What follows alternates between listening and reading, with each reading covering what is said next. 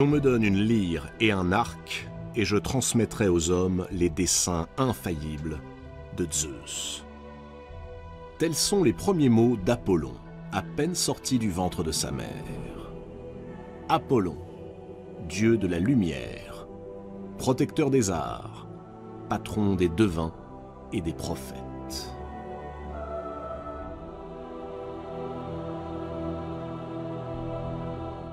Le soleil cogne au-dessus du nouveau-né. Ou plutôt, des nouveau-nés. Car, tout près d'Apollon, sommeille sa sœur jumelle, Artémis. Autour d'eux, un paysage aride et désolé. Cette île où leur mère, Leto, la déesse de la nuit, a fini par trouver refuge, est un véritable caillou. Juste un seul arbre, un palmier, le silence et la mer, prolongée à l'infini. Le visage de Leto se détend. 9 jours avant que ne soit venue la délivrance. 9 jours de souffrance après 7 mois d'errance. Et tout cela par la faute de qui? Zeus, bien entendu. Zeus, qu'on aurait pu surnommer le dieu de l'adultère si on ne lui avait déjà attribué le titre de maître de l'Olympe.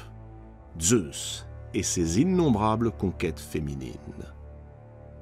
Pauvre Leto, combien de temps le roi des dieux l'a-t-il harcelé avant de lui voler sa vertu? Elle aurait pourtant dû se douter que cette affaire finirait mal. Leto serre ses jumeaux contre elle. Elle se souvient. Quelques mois plus tôt, elle annonçait à Zeus qu'elle était enceinte. Le maître des dieux laisse éclater sa joie. Ce garçon, car c'en serait un, il n'en doutait pas, sera le plus vaillant de tous ses enfants, le plus beau. Leto, elle, ne partage pas du tout l'exubérance de son amant. Elle est même très inquiète, car Zeus est marié, et pas à n'importe qui. Son épouse s'appelle Héra, et partage avec lui la souveraineté sur le ciel et la terre. Non seulement Héra est la plus grande de toutes les déesses olympiennes, mais elle est la divinité protectrice du mariage. Et l'infidélité, Héra n'aime pas ça. Elle ne plaisante pas dès qu'il s'agit de tromperie. Impitoyable, non seulement avec ses rivales, mais aussi avec les enfants qu'elle met au monde.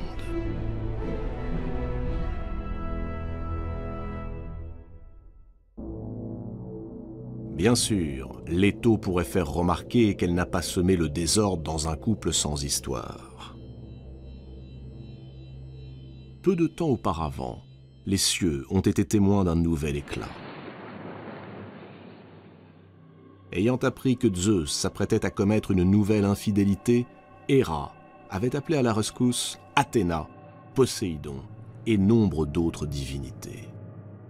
Ensemble, ils avaient tenté d'enchaîner Zeus. Hélas, le projet échoua, et la riposte du maître de l'Olympe ne se fit pas attendre. Comme Héra était à l'origine de la conspiration, Zeus la suspendit au-dessus des nuages, une enclume à chaque cheville. Aucun dieu, malgré ses cris, n'osa lui porter secours.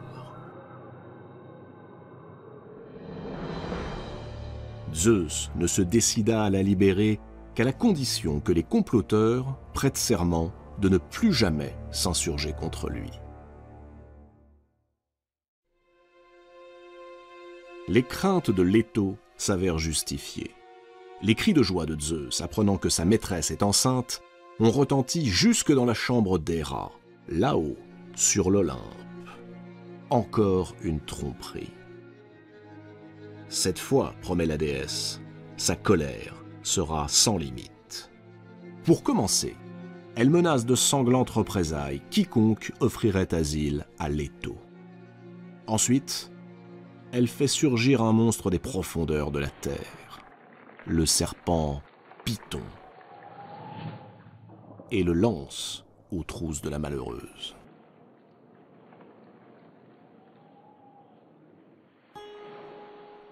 Commencent alors des semaines d'errance pour la pauvre Leto. Abandonnée de tous, désespérée, elle va de terre en terre et de ville en ville, cherchant un endroit où elle pourrait en toute sécurité mettre ses jumeaux au monde.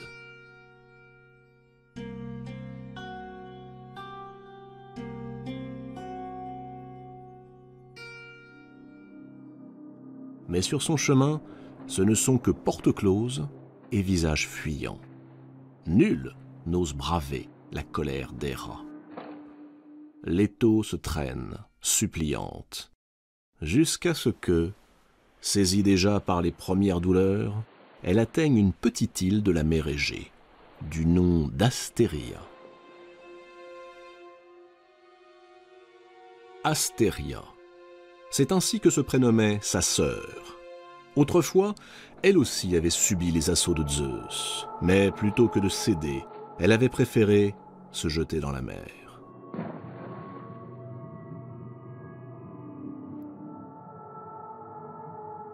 À l'endroit de sa chute, apparut alors l'île d'Astéria.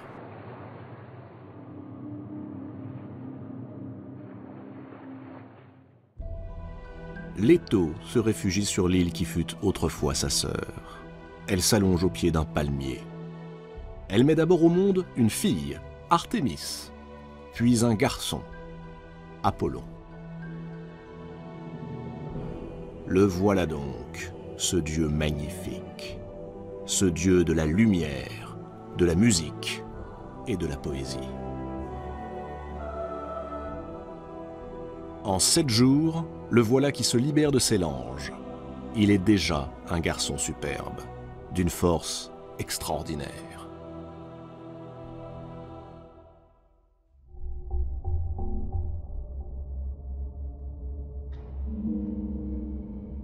Zeus lui fait parvenir une lyre à 7 cordes, un char tiré par 2 puissants cygnes, un arc et des flèches spécialement fabriquées pour lui par Héphaïstos, le dieu des forgerons. Aussitôt, Apollon décide de partir. Il s'est fixé un but, être celui qui révélera leur destin aux mortels, ainsi que les intentions de son père, le grand Zeus.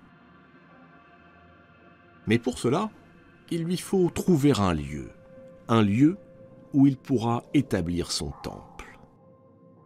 Apollon monte sur son char, quitte l'île qui, tout à coup devenue fertile et verdoyante, prend le nom de Délos, la resplendissante.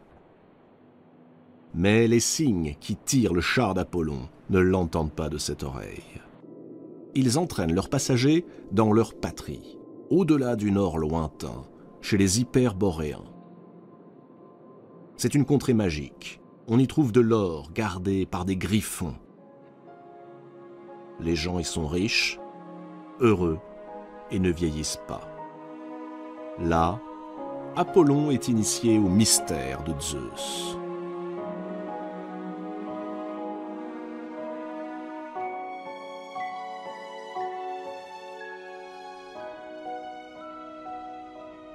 Puis il reprend son périple.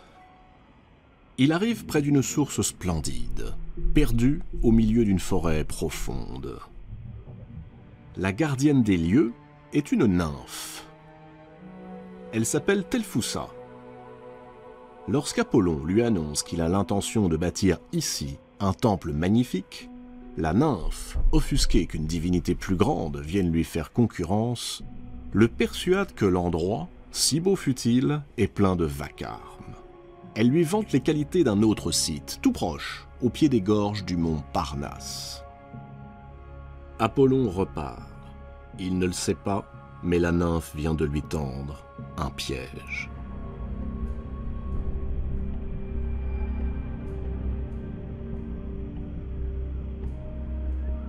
Quelques heures plus tard, Apollon découvre un magnifique vallon. L'endroit semble en effet parfait. Mais à peine commence-t-il à tracer les fondations de son temple qu'une ombre se glisse en silence derrière lui. Python, le terrible serpent qui le pourchassait quand il était encore dans le ventre de sa mère, Python attendait ici l'heure de sa revanche. blanche. Le combat est d'une incroyable violence.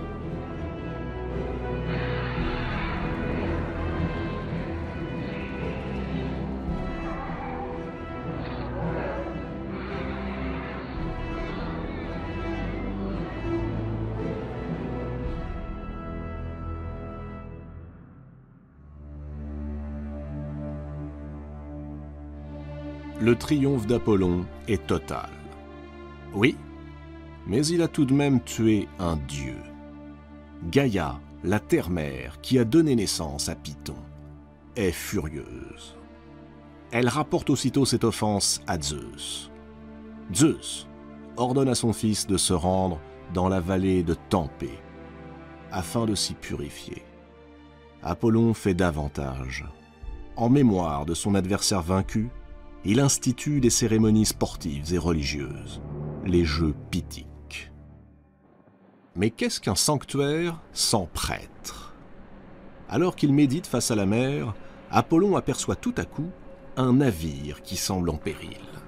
Il s'élance, prend la forme d'un dauphin et rejoint le bateau. À son bord, il découvre que les marins, des Crétois, sont à moitié morts de faim, de soif et d'épuisement. Il promet de les sauver à condition qu'ils acceptent de ne plus jamais rentrer chez eux et de le servir fidèlement. Apollon ramène le navire vers le rivage et initie les marins au secret divin. Sur le fronton de son temple, il fait graver ces mots. « Connais-toi toi-même ».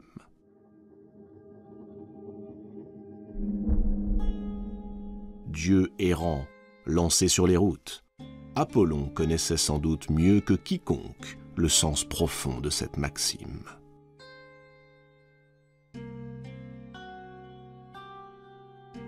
Reste à nommer ce lieu. Les marins devenus prêtres font observer que c'est sous la forme d'un dauphin qu'Apollon leur est apparu. Dauphin, Delphis en grec. Apollon approuve. Ce site s'appellera Delphes.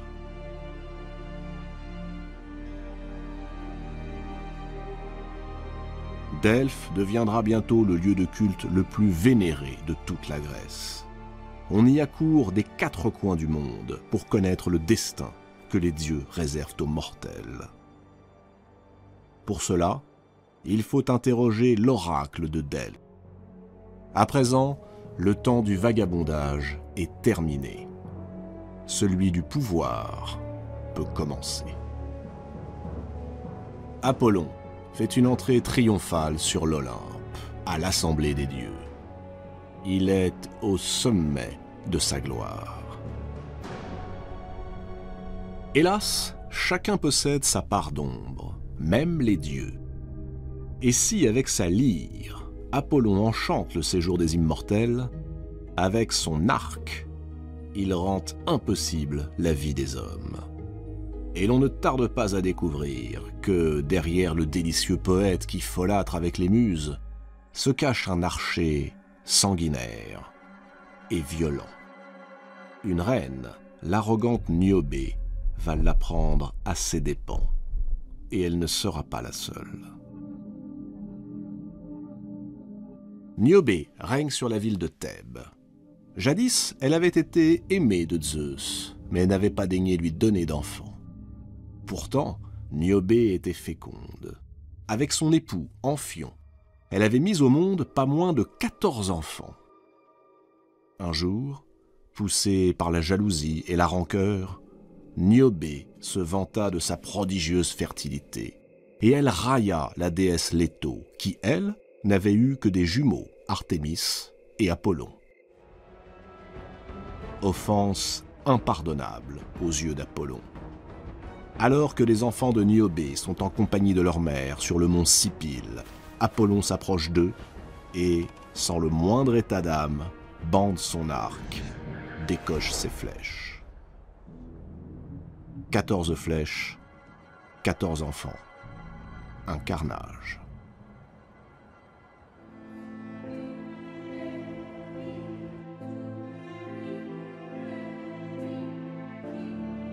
on peut imaginer l'immense chagrin de la malheureuse Niobé.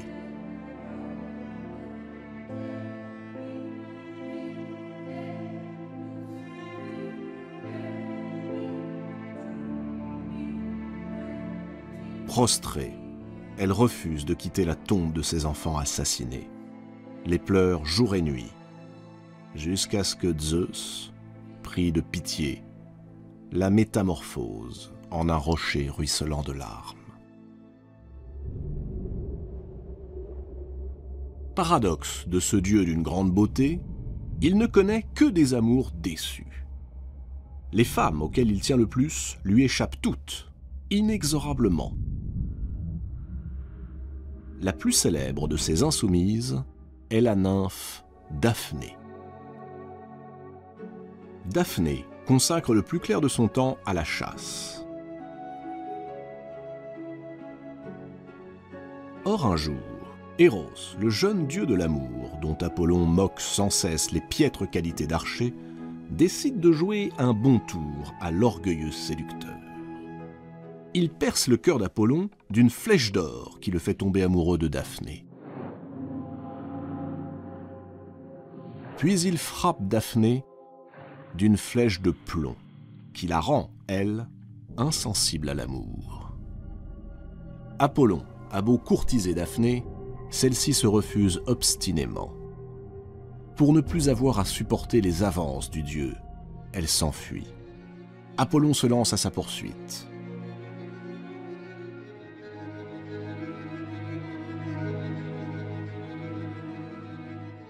La nymphe s'enfonce dans les forêts, jusqu'à ce que, trahie par ses forces, elle s'écroule sur la rive du grand fleuve Pénée.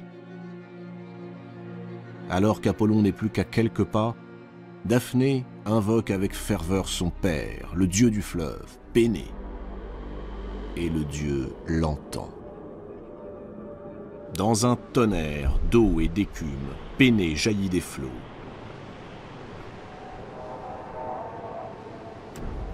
Et de la pointe de son sceptre lui touche le sein, juste à l'endroit du cœur, là où la flèche d'Eros s'était fichée.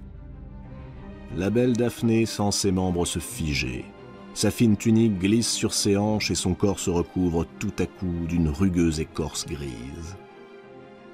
Ses bras s'allongent en rameaux, ses mains deviennent pampres, son sang se fait sève et ses chevilles s'enracine sur l'herbe tiède de la berge du fleuve. Son père vient de la changer en un magnifique laurier. Apollon se précipite sur elle, mais trop tard.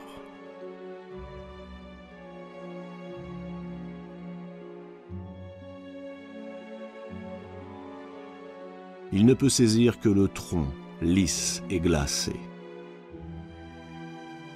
Il sent, sous l'écorce, palpiter le cœur vivant de Daphné. Abattu, brisé, Apollon cueille alors une branche de ce laurier et décide que désormais un rameau de cet arbre sacré décorera sa lyre et ornera la tête des poètes. Turbulent, violent, il est temps que quelqu'un mette au pas ce dieu trop impulsif. Qui d'autre que son père, Zeus, est le mieux placé?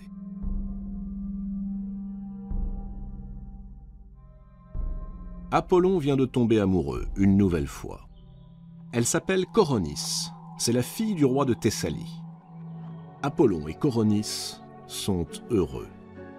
Coronis porte l'enfant du dieu. Mais la princesse, encore enceinte, a le malheur de succomber au charme d'un simple mortel, un dénommé Ischys. C'est un corbeau que le dieu avait chargé de veiller sur la belle qui prévient Apollon de la trahison. Sa colère est, comme toujours, implacable. Apollon commence par tuer le pauvre corbeau, qui, de blanc à l'origine, devient noir. Puis il tue Ischys et Coronis. Au moment où la dépouille de Coronis posée sur le bûcher va être consumée par les flammes, Apollon arrache de son sein l'enfant qui vit encore. Cet enfant, c'est Asclépios. Cette nouvelle tragédie bouleverse Apollon. Une fois encore, il a perdu la femme qu'il aimait.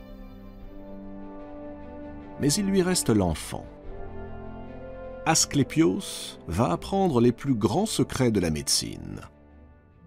Et bientôt, il se révèle d'une telle habileté qu'il découvre par lui-même le remède incroyable, fou, le rêve de l'humanité, ressusciter les morts. Et il n'hésite pas à le faire. Asclépios ressuscite Orion, Hippolyte, Pindare ou encore Lycurgue. Hadès, le maître des enfers, est furieux. Ce qui se passe est très grave. Asclépios est en train de bouleverser l'ordre qui règne entre les dieux et les hommes. Il est hors de question de le laisser poursuivre. Hadès proteste auprès de Zeus. Le maître de l'Olympe partage sa colère. Asclépios va bien trop loin. Alors, sans hésiter, Zeus foudroie le médecin de génie. Désespoir d'Apollon. Son propre père a osé lui enlever son fils. Pour se venger de Zeus, Apollon prend alors pour cible les Cyclopes, ces créatures à l'œil unique qui avaient forgé la foudre du maître de l'Olympe, et il les assassine, un par un. Colère de Zeus. Décidément, ce fils est incontrôlable. Pour le punir, Zeus songe au pire. Le précipiter dans le Tartare, ce coin maudit des enfers. Mais sur l'intercession de Leto, Zeus consent à adoucir la peine.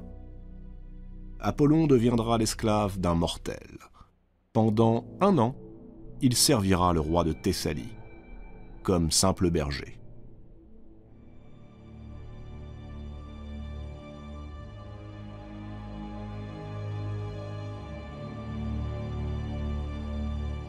Tout est tragédie dans la vie de ce dieu. Tout est complexité. Même dans ses amours, qui ne se sont pas limités à la jante féminine. Car Apollon aime aussi les hommes. 2 de ses amants vont connaître un sort funeste. Hyacintos et Cyparissos. Hyacintos sera tué accidentellement par Apollon, qui, pour l'honorer, le transformera en jacinthe. Quant à Cyparissos, désespéré par la mort de son animal favori, il suppliera Apollon de lui donner la mort. Le dieu refusera, et devant l'insistance de son ami, le changera en cyprès. Reconnaissons qu'il y a un certain génie chez ce dieu, qui, bien que malheureux, trouve encore la force de donner beauté au chagrin.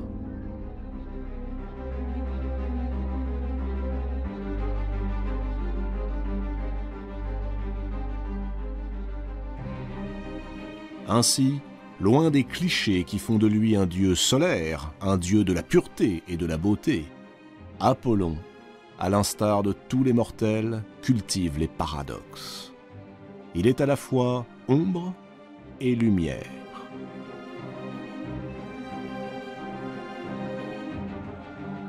Apollon est le dieu aux multiples visages.